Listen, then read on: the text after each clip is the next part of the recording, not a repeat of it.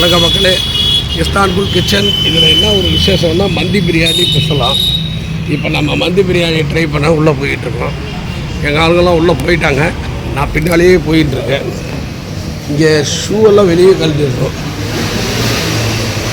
செப்பல் கழட்டி போட, ஷூ செப்பல்லாம் வெளியே கழட்டிடணும், உள்ளே அலோடு இல்லை இஸ்தான்புல். இதில் எப்படி என்னன்னு பார்ப்போம். உள்ளே வந்துட்டேன். அழகாக இருக்குது, அம்சமாக இருக்குது, அழகாக இருக்குது. இல்லை யூடியூப் தான் நல்லா நீட்டாக இஸ்தான்புல் பிரியாணிக்கு கூப்பிட்டு வந்துட்டாங்க. அடுத்தது தான் ப்ரோக்ராமில் கொண்டு போய் வச்சு செய்ய போகிறாங்க. நாங்கள் மந்தி பிரியாணிக்காக தான் வெயிட் பண்ணிகிட்ருக்கோம். ஏதோ சூடாக ரெடி ஆகுதுன்னு சொல்லியிருக்காங்க. வரட்டும், ஒரு கை பார்க்கலான்னு தான் எல்லோரும் வெயிட் பண்ணியிருக்கோம். வணக்கம் மக்களே, நாங்கள் மந்தி பிரியாணிக்கு பந்தி போட்டு உட்காந்துருக்கோம்.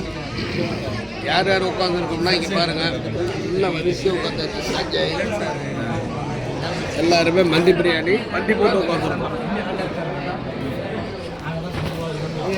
வணக்கம் மக்களே, நாங்கள் மந்தி பிரியாணிக்கு பந்தி போட்டு உட்காந்துருக்கோம்.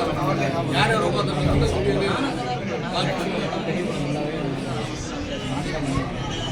நாங்களும் மந்தி பிரியாணிக்காக உட்காந்துட்டு இருக்கிறோம்.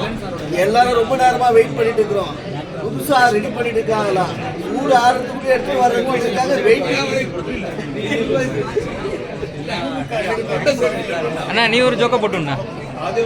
மந்தி பிரியாணி சாப்பிட்டு தொந்தியோட போகணும். மந்தி பிரியாணி வந்துருச்சு, நாங்கள் எல்லோரும் சாப்பிட போகிறோம். இங்கேயும் வந்துருச்சு மந்தி பிரியாணி.